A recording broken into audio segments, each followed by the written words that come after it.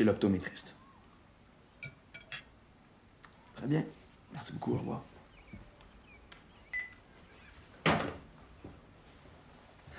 T'as qui? C'était Julie. Je vais aller avec elle à son rendez-vous demain. C'était la secrétaire de l'école qui appelait pour demander où t'étais mercredi après-midi. Toi, tu t'es fait passer pour moi. Puis au lieu de dire qu'elle était en train de pogner un coup de soleil dans le parc avec Léane, t'as dit qu'elle avait un rendez-vous chez l'optométriste. Ha! Cassé! J'étais encore votre père. Comment tu fais pour tout savoir ça? Des années de pratique. Il n'y aura pas de punition vu qu'on est vendredi. Puis vous êtes tellement mauvais menteur que ça en est charmant. J'avais fait 3 films avant ça qui étaient assez sombres, en fait très sombres, assez denses aussi, assez existentiels. Et puis, je me suis toujours dit qu'un jour, j'allais j'allais parler de ce que ça voulait dire être adolescent et être différent, se sentir différent. Bon, dans le cas de Juliette, c'est un peu dans Bon Point. Parce qu'évidemment, c'est un peu autobiographique. Je me suis quand même inspirée de ma jeunesse. Mais je me suis toujours dit qu'un jour, j'allais faire un film sur ça. Et c'est comme si après, je pense que ce film-là aurait vraiment pu être un drame. Il y avait tous les éléments pour en faire un drame. Mais je me suis dit que la manière la plus originale, finalement, de parler de cette crise d'adolescence-là, c'était par la comédie. Et après mes 3 films sombre et existentielle, je me suis dit pourquoi pas regarder cette jeunesse-là, mais comme d'un autre œil, d'un œil plus léger. Quand j'avais 14 ans, je me trouvais, c'est-à-dire que je trouvais que j'écoutais la meilleure musique, je m'habillais bien, alors que j'étais un peu outsider, j'étais un peu différente de tout le monde, mais je me trouvais... Nous, on a une expression, là, too cool for school. Je sais pas si vous dites ça. Je me trouvais vraiment plus cool que tout le monde. Puis Juliette fait partie de ces gens-là, finalement. Elle a des bons goûts musicaux, elle aime les bons films, elle aime elle lit des bons livres. Et elle trouve un peu tout le monde autour d'elle un peu con, en fait. Avec raison, je pense. C'est ce qu'on découvre dans le film. On n'a pas voulu, avec le directeur artistique, le chef-op, on n'a pas voulu ancrer le film dans une époque précise qui est la nôtre parce que, effectivement, si on fait des films sur les adolescents aujourd'hui, puis même sur les adultes, là, si on veut ne pas mentir, tout le monde devrait être sur son téléphone tout le temps ou sur sa tablette. J'ai voulu que le film parle de la jeunesse.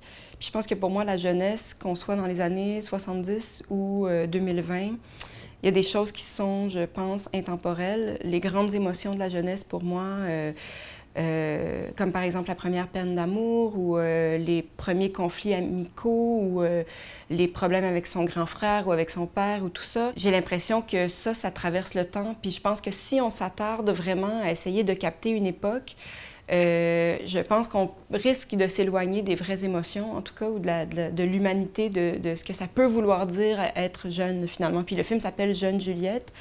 Il s'appelle pas Jeune Juliette en 2020. Puis je pense que c'est assez risqué de commencer à filmer des gens avec des applications, tout ça, puis d'être complètement passé date dans 15 ans. Ceci dit, il y a des très beaux films, je pense, qui captent leur époque. Je pense à 8th Grade, qui est sorti, je ne sais pas si vous connaissez, un film américain qui est sorti l'année dernière, sur une jeune fille, une jeune influenceuse là, qui fait du YouTube. Donc, c'est vraiment ancré dans une époque. Je ne sais pas si le film va bien vieillir, j'ai aucune idée c'est un risque, tu sais, évidemment. Mais c'est drôle parce que en parlant avec les jeunes comédiennes, j'ai comme réalisé que maintenant, de nos jours, pour draguer, même si on est dans la même classe, ça commence toujours par texto. Ils se parlent sur leur téléphone, sur Instagram ou Messenger, tu sais. Puis, bon, moi, ça me fascine là, parce qu'ils sont dans la même école, mais souvent la drague va commencer, ou même les amitiés vont commencer comme ça. Puis, elles me racontaient ça, tu sais, puis en même temps, elles me racontaient leur peine d'amour. Puis, je pense que se faire larguer par texto ou en personne, la douleur est exactement la même en 1990 ou en 2020. Donc, c'est pour ça que j'ai pas voulu être trop précise quant au monde dans lequel on est. Il n'y a pas beaucoup d'adultes dans Jeune Juliette, c'est beaucoup d'enfants même. Le jeune Arnaud, il avait 12 ans au moment du tournage, très très jeune. J'aime les deux. Je dirais que des fois, il y a des adultes qui se comportent quand même comme des enfants. Il y a des acteurs qui se comportent comme des acteurs adultes qui se comportent comme des enfants.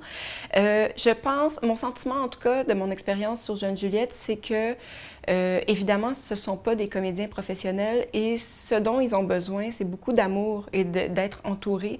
C'était ça mon sentiment. En tout cas, si j'avais pu passer là, chaque seconde de mon temps avec eux à pratiquement les materner, les rassurer, c'est de ça dont ils auraient eu besoin parce que comme ce ne sont pas des comédiens, nous, on est allé chercher des jeunes qui ressemblent beaucoup, beaucoup à leur rôle. Ils jouent, évidemment, ils jouent. On a tourné en 35 mm, donc ils avaient droit à 4 ou 5 prises. Ils savaient, il y a une vraie concentration. Sauf que comme ils ressemblent à leur personnage, mon rôle, c'était juste de les accompagner là-dedans, puis de juste m'assurer, premièrement, qu'ils comprennent bien le texte, chaque scène, parce que pour nous, c'est évident, mais ça l'est pas nécessairement pour eux. Ça, c'est tous des apprentissages que moi j'ai faits. Le niveau de compréhension, de lecture d'un scénario n'est pas le même du tout à 12 ans qu'à 35 ans. Donc, les accompagner dans le texte, les accompagner humainement, vraiment, parce qu'il y a des scènes quand même difficiles aussi dans Jeune Juliette, confrontantes pour Juliette, pour Léane.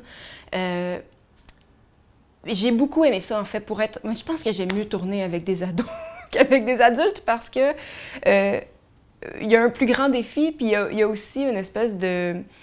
C'est tellement beau de les voir quand ils sont fiers, quand ils ont réussi quelque chose, parce qu'il y a des scènes difficiles.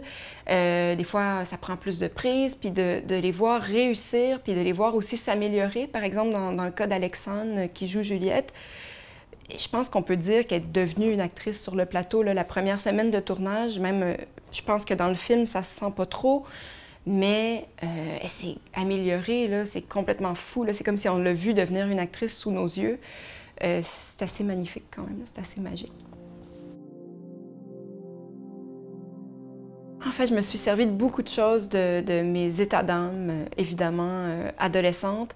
Si j'en garde mon souvenir, je pense que, bizarrement, tout compte fait, oui. Très bon souvenir. Alors qu'au moment où je le vivais, je me souviens que c'était très souffrant d'avoir 14 ou 15 ans et d'avoir une amie. Personne tombait amoureux de moi. C'était quand même pas une époque glorieuse. Je longeais les murs, là. Je me souviens de m'être cachée pour pleurer dans les toilettes. Puis, tu sais, je dis ça, puis en même temps, je pense que c'est partagé avec énormément de gens, là. Je veux dire, c'est pas facile pour personne, l'adolescence. Puis maintenant, avec le recul, est-ce que ça m'a traumatisée? Non. Même au contraire, souvent, je m'ennuie de cette intensité des émotions-là.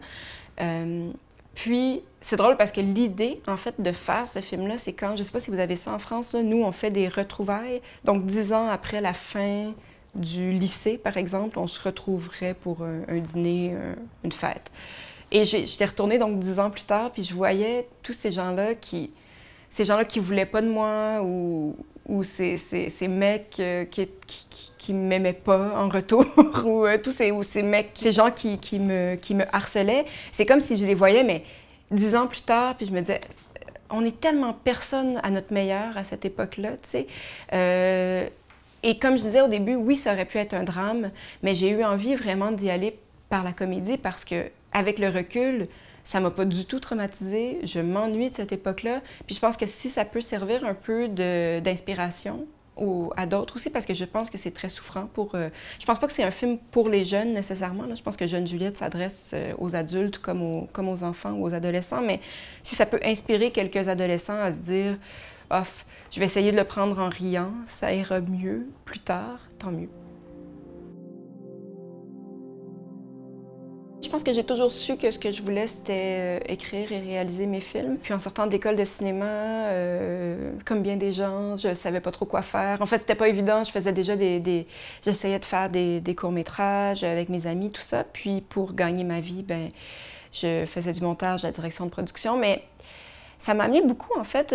Au moment où je le faisais, je me disais que j'étais pas en train de faire la bonne chose. Là. Je le voyais plus comme un passage obligé. Mais Effectivement, je pense que d'avoir à m'intéresser au projet des autres m'a appris énormément. Je pense qu'il faut un bon sens c'est con, là, mais un bon sens des affaires. Il faut s'autodiscipliner. Il faut vraiment s'occuper un peu nous-mêmes de notre carrière là, quand on veut faire ça. Puis ça m'a appris ça, entre autres. Mais mon but ultime, ça a toujours été d'écrire et de réaliser. Donc, je suis allée là le plus rapidement possible. Je suis en écriture en ce moment de 2 projets. Puis mon 9, c'est une dystopie. Je pense que les dystopies nous guettent en ce moment. On risque d'en voir beaucoup tant que l'humanité existe. C'est un film assez apocalyptique. C'est un film qui est assez... je pense que c'est une angoisse qui est partagée beaucoup en ce moment, mais ça m'empêche de dormir, là, les changements climatiques, puis ce qui nous attend, ce qui attend l'humanité. C'est un film qui parle de ça.